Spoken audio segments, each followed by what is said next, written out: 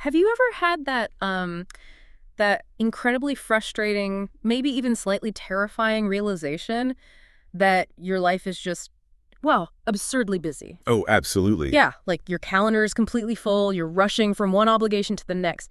But deep down, when you really stop to think about it in a quiet moment, you have absolutely no idea who is actually steering the ship. Right. It's that feeling of just being swept along by the current of your own life rather than being the person, actually at the wheel. It's a universally uncomfortable place to find yourself. I mean, you're spending all this energy doing a lot of things, checking a lot of boxes, but you aren't entirely sure why you're doing them or where all this effort is actually taking you in the long run. And that is exactly the feeling we're tackling in today's deep dive.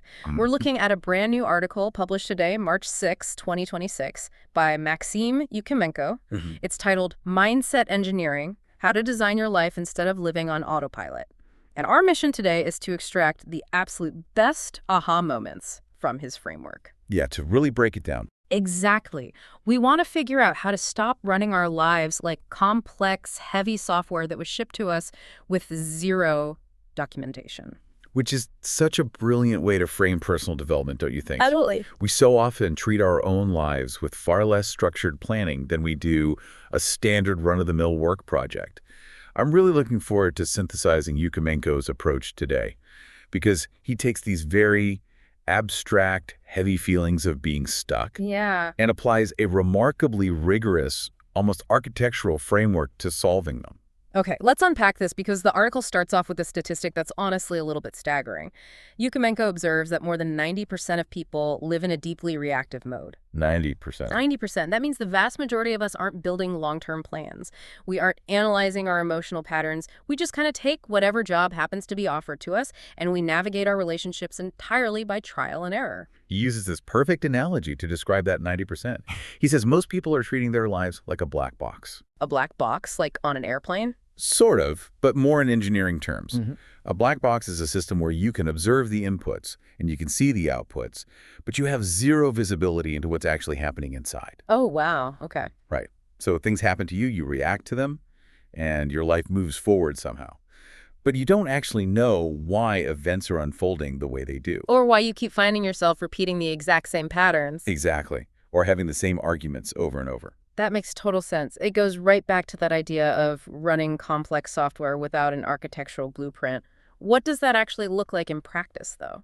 Well, think about how we usually handle a bug in our lives. Maybe it's a terrible procrastination habit, or a sudden career crisis, or a recurring conflict with a partner. We usually just freak out a little bit. Right. Instead of looking at the underlying code, the beliefs and systems driving that issue, we just slap a temporary patch on it.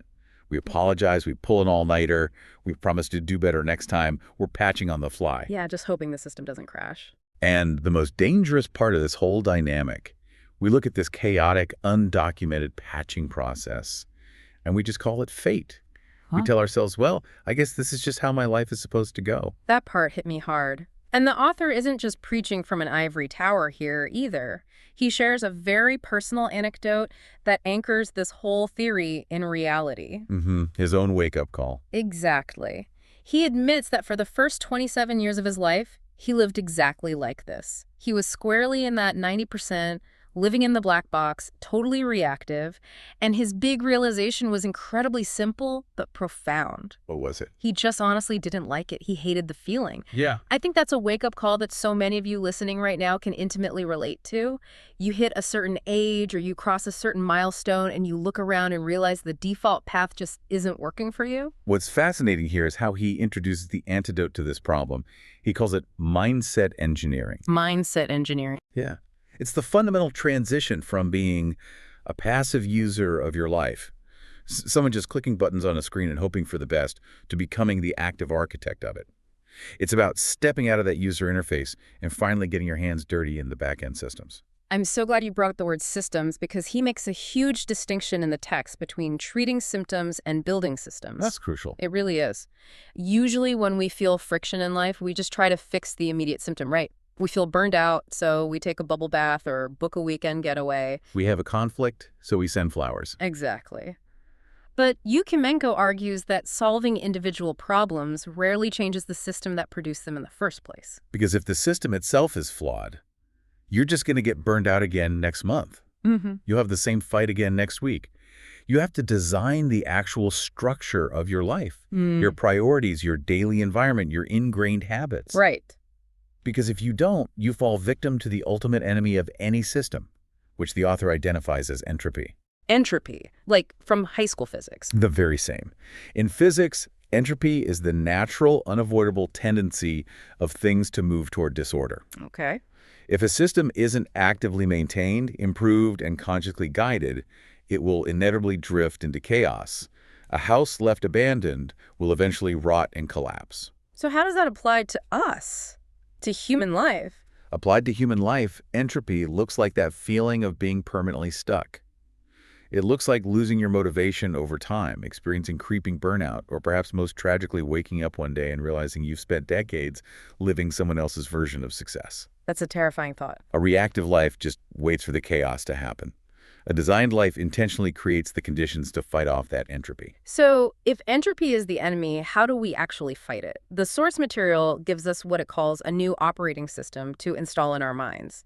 It's a manifesto built on 5 core principles for the mindset engineer. Okay, let's get into them. And the very first principle is making proactivity the default. This is a really powerful concept to internalize. It's the realization that you aren't just the sum total of your circumstances. Between any event that happens to you and your reaction to that event, there is a space. Space. Yeah, it might be a tiny fraction of a second, but that space exists, and that space is where your personal power lives. Mindset engineering starts the moment you stop asking the universe, why is this happening to me? And instead ask yourself, what can I create from this situation? Okay, so I've found that space. I'm choosing my reaction. But what's next? Am I just dealing with things perfectly as they come? Because honestly, that still sounds a little reactive. Which is why the author introduces principle 2, strategic thinking. This is the shift from just hoping things work out to actually planning the architecture. Mindset engineers combine a long-term, 5 to 10-year vision with highly focused, short-term daily action. And there's a specific rule he mentions here that I absolutely love. I think everyone listening needs to write this down. The text says, if a goal is not in your calendar, it rarely exists in reality. It's harsh. It is. But it's incredibly accurate. Big results don't come from random, sporadic bursts of weekend motivation. They come from a consistent direction applied over a long period. But of course, no matter how good your calendar is, things are going to go wrong along that path. Oh, invariably, you're going to stumble. Which brings us to the third principle. Right. Here's where it gets really interesting. Because the way Yukimenko views failures and negative emotions is a total paradigm shift. Most of us view a sudden surge of anger or a failure at work as a fundamental flaw. We think it means something is broken with us. Yeah, we internalize it. But the mindset engineer views these things simply as signals. They are just data points. Think about how a programmer looks at a piece of broken code. They don't cry over it or judge their self-worth by it. Hopefully not. Right? They initiate a debugging process.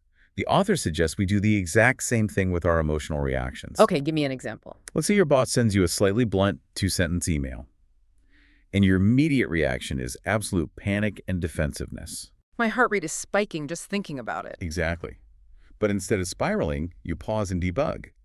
You ask yourself, what exactly triggered this disproportionate reaction? What underlying belief influenced me in that moment? Am I terrified of being fired because I'm harboring imposter syndrome? Oh, that's deep. And crucially, what could I change in my internal programming next time? I see the logic there, but let me play devil's advocate for a second. Isn't treating your emotions like a software bug a little, I don't know, cold?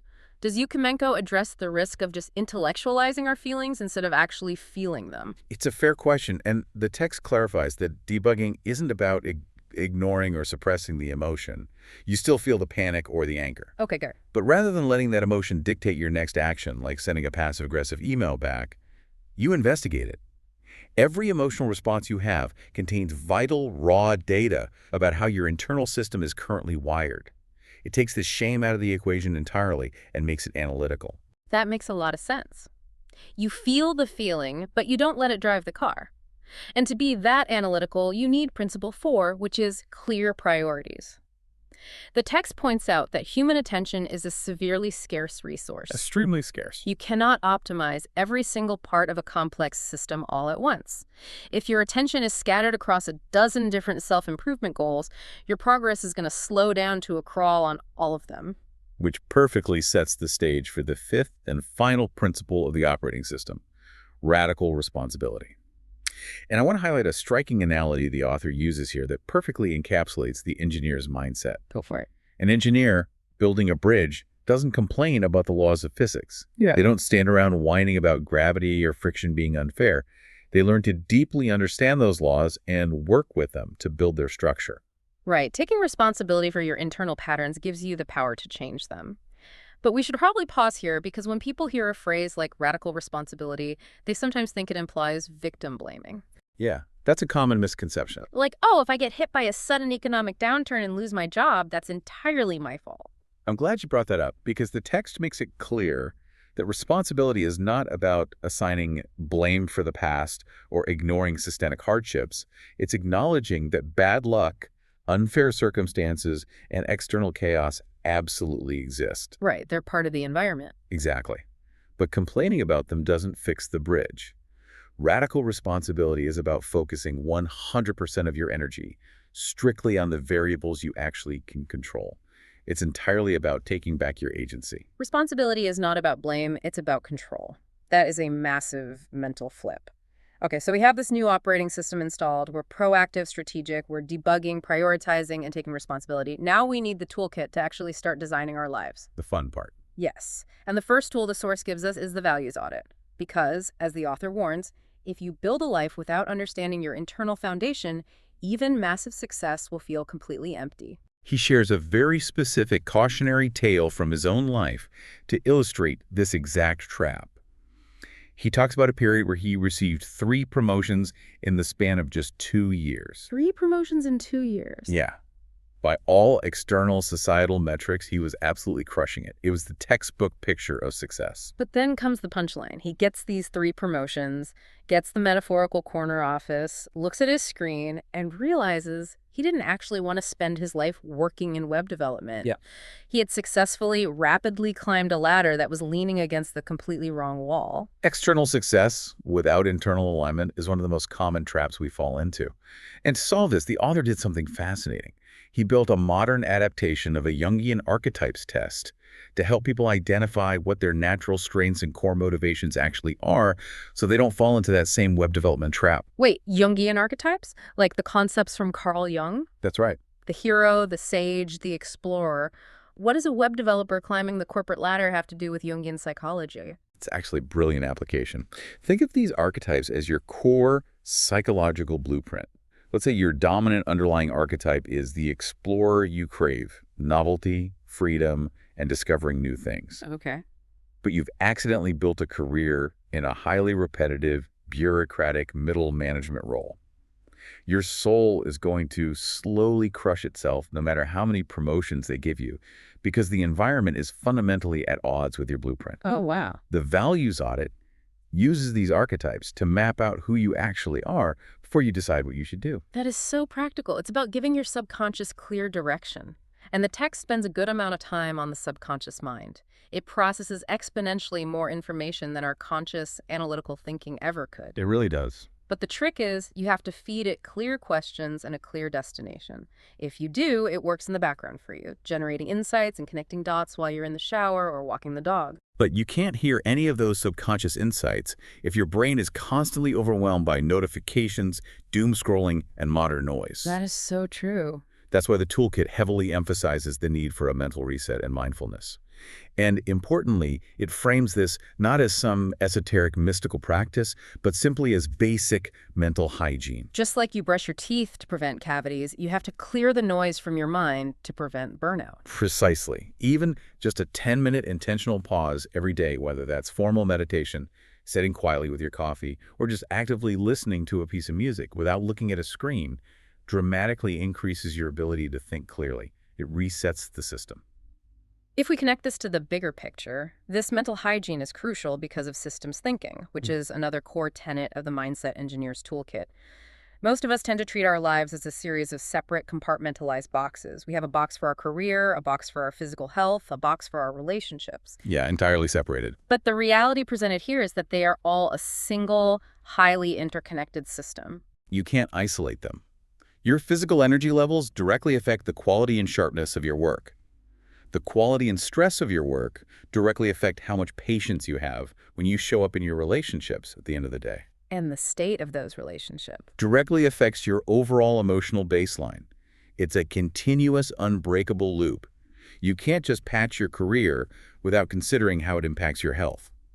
When the system is well designed, each part acts as a reinforcing support structure for the others, rather than constantly draining resources from them.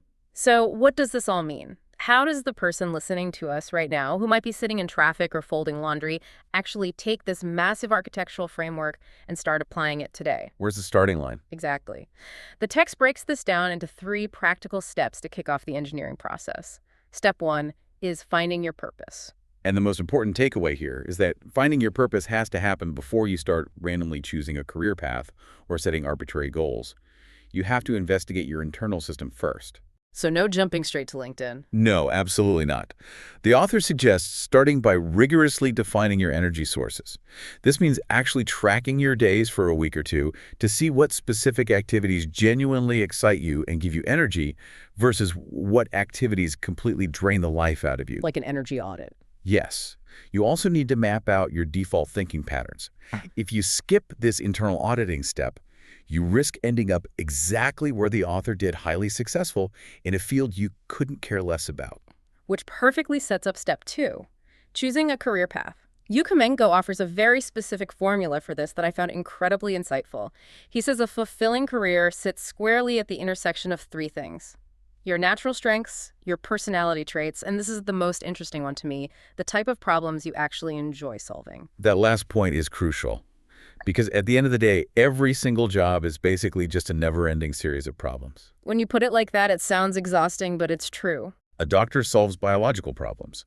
A lawyer solves legal problems. A plumber solves pipe problems. You have to pick the flavor of problem that you actually find engaging. Sorry, I mean, that resonates completely. And the author mentions he designed a framework called the Talent Quest specifically to help people figure this out. I read that and immediately thought it sounded like a video game. How does he actually define it? The Talent Quest is essentially a structured way to assess all that unique data you gathered in step 1, your archetypes, your energy sources, your strengths, and cross-reference it against real-world professional fields. Okay, so it mashes you up? Yeah, it's a method to systematically narrow down the thousands of potential careers into the few that actually align with your specific blueprint, turning the search for a career from a blind guess into a calculated alignment of variables. Okay, so you've found your purpose, you've used the Talent Quest to align your career. What's the final piece of the puzzle? Step 3 is the ongoing daily work of designing your life. Once you have the overarching direction, you have to do the daily maintenance engineering. The day-to-day grind. Exactly. This means consistently analyzing and rewriting your limiting beliefs. It means intentionally designing your daily habits rather than just letting them form by accident or convenience.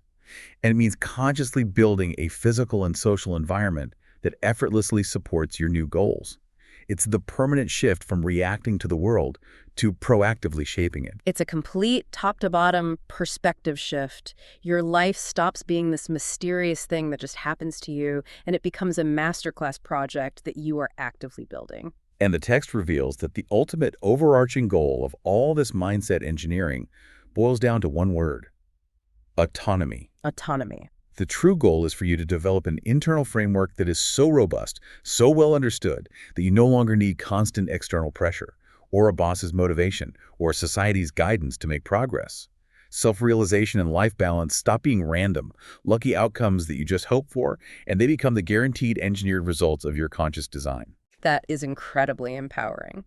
To summarize the journey we've just been on, it's about moving from that reactive, undocumented black box where you're just patching bugs and hoping for the best into a state where you are the active architect of a purposeful life. Spot on. Because, as the author so beautifully puts it, your life is the single most important project you will ever work on. It deserves just as much strategy, rigor, and care as your career or your business. This raises an important question, though, something that builds on this framework for you to ponder as you go about your day. What's that? If the biggest enemy of a designed life is entropy, and we know that entropy in physics is a constant, inescapable force of nature, what does the daily maintenance of your newly engineered mindset actually look like a year from now, or 5 years from now? Are we ever truly done engineering our lives, or is the ultimate realization that a well-designed life is actually a perpetual beta test, constantly requiring new updates, patches, and relentless curiosity to keep the chaos at bay? A perpetual beta test. I love that framing. It means you're always allowed to iterate. You're always allowed to update your own software, and you never have to be perfectly finished. Exactly. Well, that is all for today's deep dive. We hope this exploration has inspired you to stop drifting on autopilot and start designing the architecture of your days. Take a hard look at your calendar, audit those internal values, and step confidently into the role of the architect. Thanks for joining us, and we'll catch you next time.